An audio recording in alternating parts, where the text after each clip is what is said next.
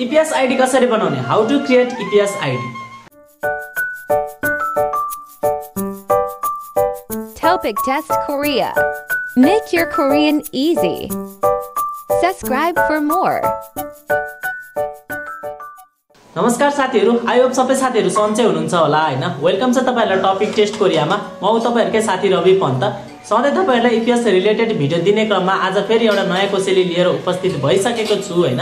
यदि हजुरहरुलाई चाहिँ मेरो भिडियो मन पर्छ भने लाइक, कमेन्ट अनि आफ्नो साथीहरुलाई जति सक्दो शेयर गर्न भने चाहिँ नबिर्सिनु होला। र हजुरहरु हाम्रो च्यानलमा नयाँ हुनुहुन्छ भने च्यानललाई सब्स्क्राइब गरेर बेल नोटिफिकेसन बजाउन भने चाहिँ नबिर्सिनु होला। जसको कारण चाहिँ मैले भिडियो हाल्ने बित्तिकै हजुरहरुकोमा नोटिफिकेसन जान्छ। अब लागौं आजको विषयवस्तुतर्फ। EPS ID चाहिँ कसरी बनाउने? EPS ID जसको हेल्पबाट चाहिँ हामीले हाम्रो इस्यु भयो कि भएन हैन, सेन्ड भयो कि भएन, जब एप्लिकेसन एप्रुभ भयो कि भएन भन्ने यस्ता सबै कुराहरु हामीले EPS ID बाटै थाहा हुन्छ हैन। त्यो बनाउनु चाहिँ एकदमै जरुरी छ। र आज चाहिँ म तपाईहरुलाई एउटा स्याम्पल एउटा साथीको EPS ID बनाएर चाहिँ हजुरहरुलाई पनि सिकाउने छु। हजुरहरुले पनि त्यसरी नै EPS ID बनाउन सक्नुहुन्छ। अब लागौं भिडियोतर्फ। फर्स्टमा हामी गुगलमा जान्छौं। गुगलमा गएर चाहिँ तपाईले eps.go.kr इन इंग्लिश भनेर सर्च गर्नुपर्ने हुन्छ हैन। यो सर्च गरेपछि तपाईहरुले त्यहाँ इम्प्लिमेन्ट परमिट सिस्टम यानी कि EPS को साइट भेट्नुहुन्छ। त्यसमा क्लिक गर्ने, त्यसपछि हामी सिधै यो पेजमा जान्छौं हैन। यसमा गइसकेपछि चाहिँ तपाईहरुले यहाँ तल अलिकति तल हेर्नुहुन्छ भने फरेन वर्कर सर्भिस भनेर लेखेको छ हैन। यदि आफ्नो आईडी पासपोर्ट छ भने चाहिँ त्यहाँ आईडी लेखेको ठाउँमा आईडी र पासपोर्ट लेखेको ठाउँमा पासपोर्ट हालेर लगइन गर्ने हो। यदि छैन भने चाहिँ साइन अप मा थिच्नु पर्ने हुन्छ हैन। हामीले त्यहाँ साइन अप मा थिचिसकेपछि चाहिँ तपाईहरुलाई त्यहाँ चुज गर्न मिल्छ दुईटा मेथड, जुनमा चाहिँ EPS टपिक आईडी र पासपोर्ट नम्बर अथवा तपाईहरुको डेट अफ बर्थ अथवा पासपोर्ट नम्बर भन्ने कुनबाट खोल्न चाहनुहुन्छ त्यही चुज गर्नुपर्ने हुन्छ। अहिले चाहिँ हामी EPS टपिक आईडी र पासपोर्ट नम्बर चुज गरेर यसलाई चाहिँ हामी नेक्स्ट गर्छौं हैन। त्यो तपाईहरुले आफुलाई कुन मेथड चाहिन्छ त्यो मेथडमा क्लिक गर्ने अनि त्यसपछि तल नेक्स्टमा थिच्ने हैन। नेक्स्टमा थिच्नु भइसकेपछि चाहिँ तपाईहरुको यस्तो खालको इन्टरफेस खुल्छ जसमा चाहिँ तपाईले EPS टपिक आईडी र पासपोर्ट नम्बर हाल्नु पर्ने हुन्छ हैन। त्यो एक्जाम्पलमा नि तपाईहरुलाई देखाइएको होला जुन 006/2023 सी त सबैको सेम हुन्छ।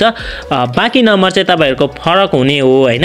र तपाईहरुले त्यहाँनेरि पासपोर्ट नम्बर हाल्नु पर्ने हुन्छ हैन। अब अहिले नयाँ यो जुन ई पासपोर्ट छ त्यो छ भने चाहिँ तपाईहरुको अगाडि अल्फाबेटमा नै हुन्छ। यदि छैन भने चाहिँ तपाईहरुको सिधै पासपोर्ट नम्बर हुन्छ र लेखेर तपाईले कन्फर्म गरिदिनु पर्ने हुन्छ। त्यो चाहिँ एकचोटी राम्रोसँग चेक गरेर मात्र कन्फर्म गर्नु होला हैन। अनि त्यति गरिसकेपछि चाहिँ तपाईहरुको यहाँनेरि 4 देखि 5 ठाउँ लगभग तपाईहरुले चाहिँ आई एग्री भन्ने ठाउँमा थिच्नुपर्ने हुन्छ। यो तपाईहरुको टर्म अफ त्यो उसमा चाहिँ तपाईहरुले म सहमत छु भनेर आई एग्री गर्दै गर्दै 5 ठाउँमा आई एग्री गर्नुपर्ने हुन्छ। सबै कुरा अब तपाई पढ्नुहुन्छ भने नि ठिकै छ, तर अब सबै ठाउँमा तपाईहरुले आई एग्री गर्दै नै जानुपर्ने हुन्छ हैन। 5 ठाउँ हुन्छ। त्यसपछि तपाईहरुले तल नेक्स्टमा गएर थिच्नु पर्ने हुन्छ हैन। तपाईहरुले चाहिँ त्यो नेक्स्टमा थिच्नु भइसकेपछि यस्तो खालको साइट खुल्छ जुनमा साइन अपमा तपाईहरुको नाम र तपाईहरुको डेट अफ बर्थ चाहिँ आउँछ। अब तपाईले हाल्नु पर्ने भनेको लगइन आईडी जुन अघि मैले देखाएको थिए नि हो त्यो तपाईहरुलाई अब त्यो नेरी जाँदाखेरि चाहिँ त्यो लगइन गर्नको लागि कुन आईडी राख्न चाहनुहुन्छ तपाईले कुनै एउटा नाम राख्नुस् र कुनै एउटा नम्बर राखिदिनुस् र तपाईहरुले एउटा पासपोर्ट चुज गर्नुपर्ने हुन्छ। पासपोर्ट चाहिँ अलिकति स्ट्रङ माग्छ हैन।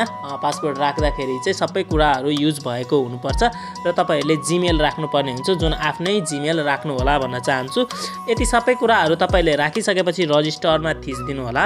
रजिस्टरमा थिचिसक्नु भएपछि चाहिँ यस्तो खालको इन्टरफेस आउँछ। तपाईहरुले त्यसमा ओकेमा थिच्नु पर्ने हुन्छ तपाईहरु मेम्बर बन्न चाहनुहुन्छ भनेर। अब तपाईहरुको चाहिँ रजिस्टर भइसक्यो, तपाईहरु एउटा सदस्य भइसक्नु भयो EPS को भनेर देखाउँछ हैन। फेरि त्यसपछि ब्याक आउँछ यही साइटमा जुनबाट हामी स्टार्ट गरेको थियौं हैन आईडी पासपोर्ट हाल्ने ठाउँमा। तर यहाँ अहिले कोरियनमा देखाइरहेको छ। यहाँनेरि साइडमा हेर्नुहुन्छ भने कोरिया लेखेको ठाउँमा तपाईहरुको यो 16 वटा देशको उ छ हैन। त्यसमा यो भनेको चाहिँ तपाईहरुको ल्याङ्ग्वेजको लागि हो। अनि हामी चाहिँ इंग्लिशको लागि चाहिँ हामी फिलिपिन्स चुज गरेर त्यहाँनेरि गोमा थिच्दिन्छौं। त्यसपछि चाहिँ यो फेरि लोड भएर इंग्लिशमा आउँछ र तपाईहरुले अलिकति तल फेरि हेर्नुहुन्छ भने चाहिँ त्यहाँनेरि तपाईहरुले आईडी पासपोर्ट हाल्ने ठाउँ जुन फरेन वर्कर सर्भिस भन्ने ठाउँमा अघि जुन तपाईहरुले हाल्नु भयो त्यो आईडी पासपोर्ट चाहिँ तपाईहरुले फेरि यहाँ हाल्नु भएर लगइन थिच्नु भइसकेपछि चाहिँ यसरी खुल्ने छ हैन। यसमा चाहिँ तपाईहरुको नाम देखाउँछ र तपाईहरुको अहिलेको लागि चाहिँ तपाईहरुको यहाँ पोइन्ट देखाएको रहन्छ हैन। केही समय लाग्छ होला पोइन्ट देखाउनलाई। यहाँनेरि पोइन्ट देखाएको छैन। तपाईहरुको नामको आईडी ओपन भइसकेको छ। यसरी नै आईडी खोल्न सक्नुहुन्छ। भिडियो अन्तिमसम्म हेरिदिनु भएकोमा चाहिँ थ्याङ्क यू सो मच भन्न चाहन्छु हैन। हजुरहरूलाई यो भिडियो कस्तो लाग्यो जस्ता त्यस्तै कमेन्ट गर्न भन्ने नबिर्सिनु होला। यति हेरिसकेपछि चाहिँ हजुरहरूलाई पनि आफ्नो इपिएस आइडी बनाउन आयो होला जस्तो लाग्छ। यदि केही समस्या भयो तल कमेन्ट बक्समा भन्न भने नबिर्सिनु होला हैन। फेरि पनि तपाईहरुको लागि अर्को नयाँ कसैले लिएर उपस्थित हुने नै छु। त्यतिसम्मको लागि चाहिँ हस् त बाइ।